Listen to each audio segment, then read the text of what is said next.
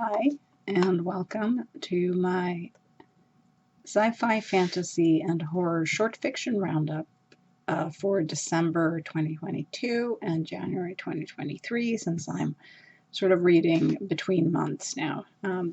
Now, this roundup is a little bit late, partly because I was also working on my short fiction treasures column for Strange Horizons, which just came out earlier this week. You can check that out at Strange Horizons. And the theme for my roundup at Strange Horizons is science fiction.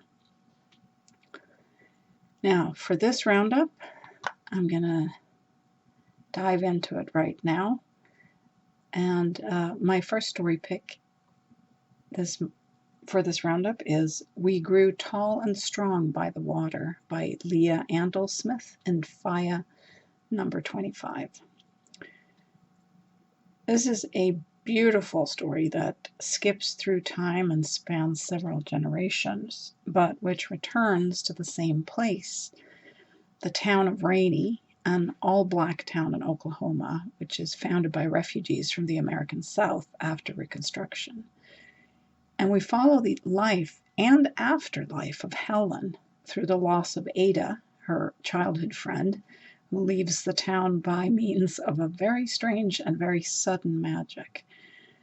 We follow Helen through the agony and longing that never leave her, as she regrets not going with her friend in that one very strange, life-defining moment. Andel-Smith's story is both a history lesson and a fantasy tale, and it is suffused with magic. The passage where we follow Helen through death and back into the world again is just exquisite. I love this story, and one of my favorite parts is the transformation the story's narrator undergoes when she returns to the world of the living as a spirit and builds her own body from leaves and twigs and from the trees of Rainey. This is a gorgeously wrought, profoundly moving story, and it's part of an excellent issue of Faya magazine.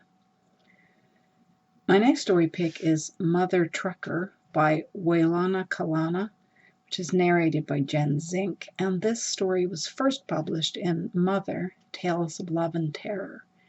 And this story is at Pseudopod now. Motherhood is full of horrors, regardless of what anybody else might tell you.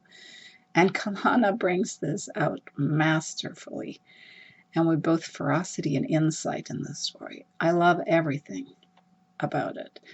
I love its descriptions of the Rockies, of the roads through the mountains, of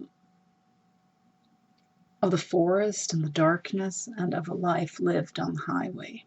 The narrator's mother is a trucker and follows the winding, and she's on this trip through Canada up to Alaska, and we follow through the story the winding path of a life as the trucker, mother trucker, follows the winding highway until the crash and until nothing can be hidden anymore. What I particularly love about the story is the way that nature and the landscape, the road, the mountains, the empty spaces, entwine with the plot and the characters. My next story pick is Until It Has Your Reflection by Catherine Quevedo in Nightmare. Well, consider me well and truly freaked out of my own skin after reading this story. Horror that involves mirrors is very much up my alley, and in this story, the horror is so surreal and terrifying in both how it manifests itself and how it can be counteracted. There's a scene here when the mother in the family makes a decision to counteract the horrifying presence that has somehow gotten into their home and their heads, and the way Quevedo describes the numinous horror that almost, but only almost, shows its face is masterful. My next story pick is Missed Connections, Central Square Today around 9:30 by Jess Cameron in Strange Horizons. In this story, a trans woman has been cursed to occasionally, rather haphazardly, experience relationships that start with some small and random occurrence. These relationships, for her, might last weeks, months, even years, but when they end, she is returned to the moment when the relationship first started, right before it started. So, except this time, nothing happens, and her life goes on as if that relationship and all that time that passed has never been, even though she can remember every moment. She's lived like this for years, accepting it as kind of a cruel twist of fate. But now she's trying to reconnect with a person from her latest time skip, trying to convince them to pick up a relationship that never even happened as far as the other person is concerned. It's a real mind twist of a plot, and it makes for an aching, desperate love story, and an even more aching and desperate attempt to reconnect with a lost love. Tender and wrenching, this story wears its broken heart on its sleeve. My next story pick is Sweat Rice by Shari Paul in the Dark. Now, using magic to get your way in a bad situation doesn't always work out well. And it sort of doesn't work out so well in the story either, but in Paul's story, there is some satisfaction in following the main character as she makes her anger and her desire felt any way she can. And food is part of the writerly magic here. Its presence and its power in the everyday flavors and in the way the food can be a lure and a way of showing and receiving love and attention. But here, it's turned into something more powerful still. This is a great story. Highly recommended. My next story pick is Sailors Take Warning by Gretchen Tesmer in Nature Futures. On Earth, a girl and her grandmother are listening to a broadcast from the asteroid belt. It's the same broadcast that has played again and again for years, ever since the grid went down on Earth, ever since the nuclear disaster almost wiped out the planet's civilization. They listen to the broadcast that keeps bouncing around the airwaves, replaying again and again. And Tesmer's story is tragic and bleak, and yet it's not devoid of hope, because there are still people listening, still hunkering down, hoping for better days. And I love the way this story captures so much in such a small moment of time. My next story pick is Treacle Blood by Joyce Cheng in The Future Fire.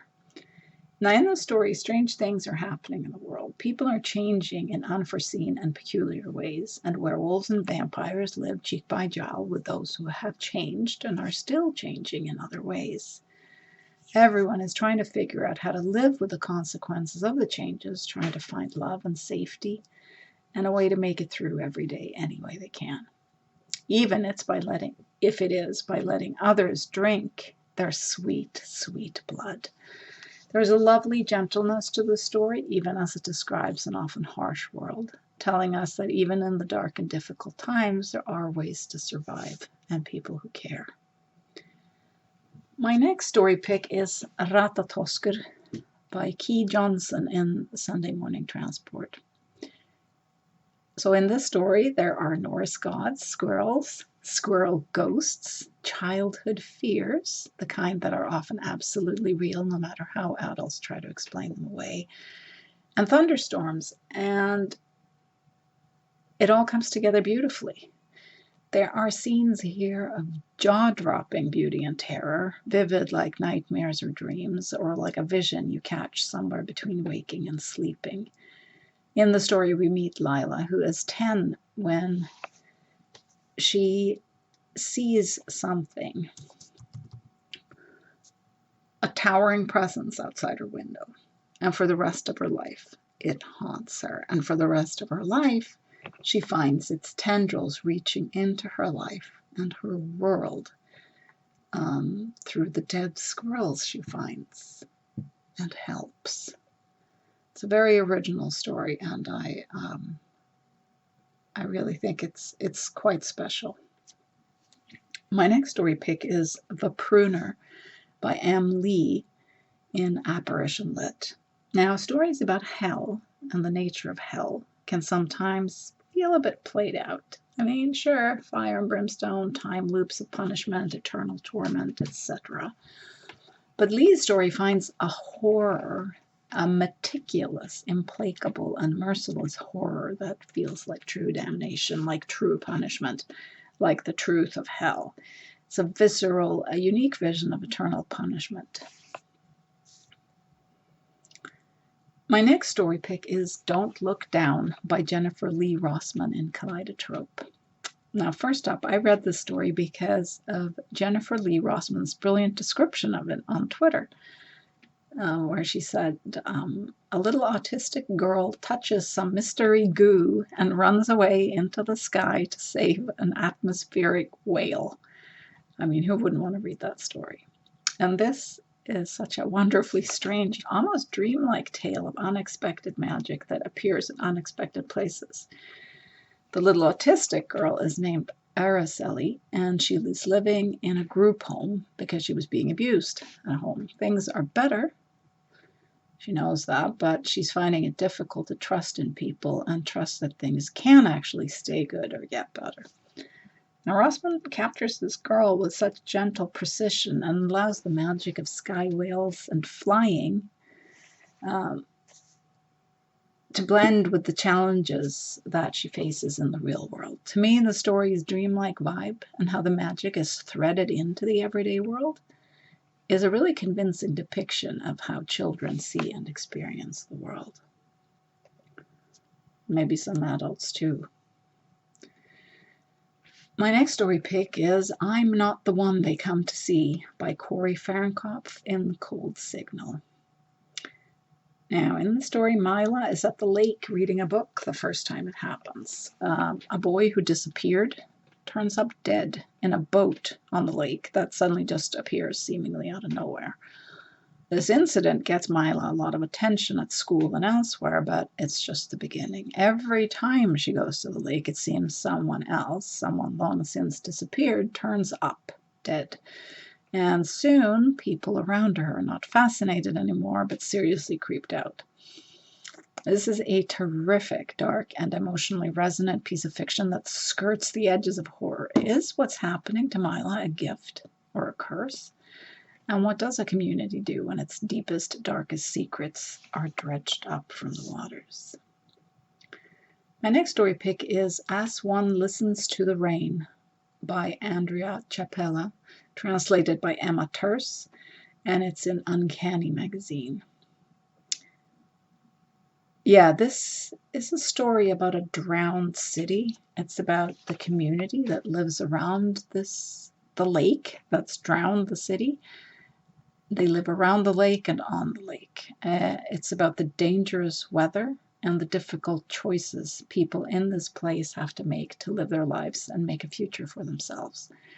It's all these things, but most of all, this is an exquisite love story, tender and gentle and real and painful, and also full of quiet joys. Axolotl and Nasmi meet, and when they go to the heart of the lake, things both fall apart and come together. It's a brilliant, luminous gem of a story. And the title, I think at least, is from a poem by Octavio Paz. Listen to me as one listens to the rain. Not attentive, not distracted. Light footsteps, thin drizzle. Water that is air, air that is time. Look up the poem and definitely read this story. And that was my last story pick for this month. Like I said, I have a lot more stories that are in my Strange Horizons short fiction treasures column. You can check out those. There's a link in the description for this video. And you can find this roundup. The text version is at Maria's Reading. There's a link for that too. Thanks so much for listening, and I'll be with you again next month.